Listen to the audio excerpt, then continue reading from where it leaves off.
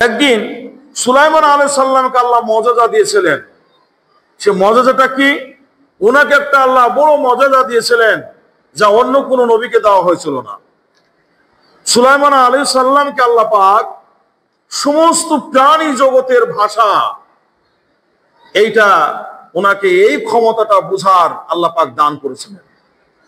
পশু পাখিরা কি বলতে চায় এইটা উনি কানে আওয়াজ গেলে এটা উনি সঙ্গে সঙ্গে বুঝতে পারতেন, তার ব্যাখ্যা বিশ্লেষণ করতেন যে এই পশু গালা, এই পাখি গালা, এই প্রাণী জগৎ গালা কি বলতে চাইছে।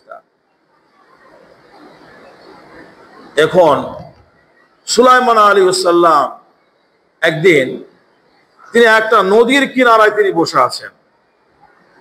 তিনি ছিলেন আল্লাহর নবী, জলিল কাদির নবী, যার সম্মান আল্লাহ এত রেখেছেন, এত মর্যাদা তেনাকে দিয়েছিলেন।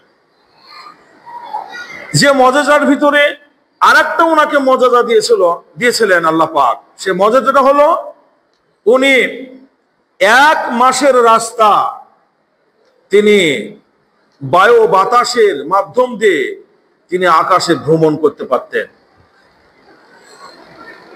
আবার সন্ধ্যার সময় তিনি যদি তিনি মনে করতেন যে আবার আমি ভ্রমণ করব, সন্ধ্যার সময় আবার তিনি ভ্রমণ জন্য আবার প্রস্তুতি নিলে আবার 1 মাসের রাস্তা তিনি অতিক্রম করতে পারতেন। আর সমস্ত জিন এবং সমস্ত বায়ু বাতাস তার অধীনস্থ, তার আনুগত্য করে দেওয়া হয়েছিল। তার হুকুম মতন চলবে, তিনি যা বলবে তাই শুনবে বাতাস, তাই শুনবে জিন। শুনেছ তাই। এখন সুলাইমান আলাইহিস সালাম বসে আছেন একটা নদীর কিনারায়। তো উনি দেখতে পারলেন একটা পিপিলিকা মুখে করে নিয়ে, একটা ছোট্ট গমের দানা মুখে করে নিয়ে নদীর কিনারায় চলে গেছে। সুলাইমান আলাইহিস সালাম প্রাণী জগতের ভাষা বুঝতেন। তো উনি ওই পিপিলিকার, ওই পিঁপড়ের এই কার্যকলাপটা উনি দেখছেন নদীর কিনারায় তিনি বসে বসে। আসার পর কিছুক্ষণের মধ্যে পিপিলিকাটা অপেক্ষা করছে, একদম পানির কিনারায় এসে দাঁড়িয়ে আছে, মুখে কিন্তু দানাটা আছে। হঠাৎ করে তার সামনে একটা ব্যাঙ পানি থেকে ডুব দিয়ে উঠলো, হা করলো, সঙ্গে সঙ্গে পিপিলিকাটা, ওই পিঁপড়েটা ব্যাঙের মুখের ভিতর ঢুকে গেল। কিছুক্ষণের মধ্যেই ব্যাঙটা আবার পানিতে ডুব দিল। ডুব দেওয়ার পর কয়েক ঘন্টা হয়ে গেল। তারপর আবার ব্যাঙ আবার পুনরায় উঠে আসে একদম কিনারায়, নদীর কিনারায়। আসার পর ব্যাঙটা হা করলো, পিপিলিকাটা সঙ্গে সঙ্গে তার মুখ থেকে বের আবার ডেঙ্গায় চলে গেল। সুলাইমান আলাইহিস সালাম এই পিঁপড়েকে তিনি আদেশ করলেন, বলো তোমার পরিচয় দাও। আমি দেখলাম তুমি একটা ছোট্ট মুখের গমের দানা নিয়ে আসলে, নিয়ে আসার পর তুমি ব্যাঙের মুখের ভিতরে প্রবেশ করলে, কিছুক্ষণ পর, কয়েক ঘন্টা পর দেখলাম আবার তুমি কিনারায় উঠে আসলে।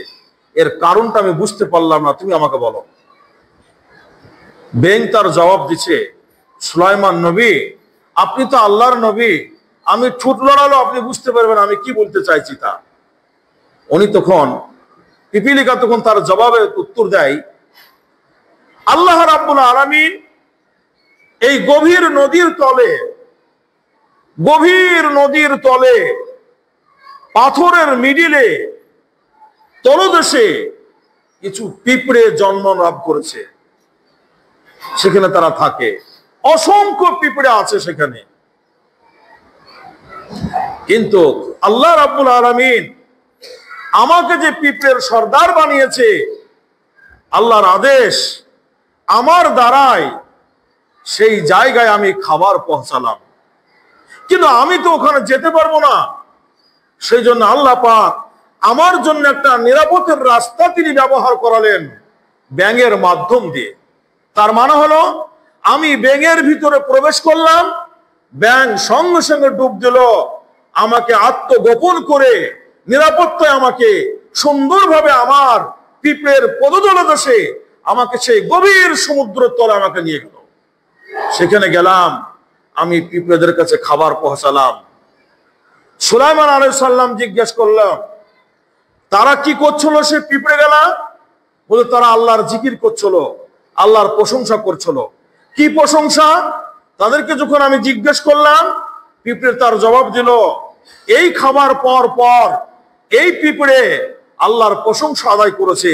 আল্লাহ রাব্বুল আলামিন সমুদ্র তলদেশও তিনি আমাদেরকে ভুলে যান নাই। আল্লাহু ইয়ারযুকু মান ইয়াশা বিগাইরি হিসাব। আল্লাহ রাব্বুল আলামিন আমাদের প্রত্যেককে শোনার ও বোঝার আমল করার তৌফিক দান করুক। সকল বলি আল্লাহুম্মা আমিন। ওয়া আখিরু দুআনা আলহামদুলিল্লাহি রাব্বিল আলামিন। সবাই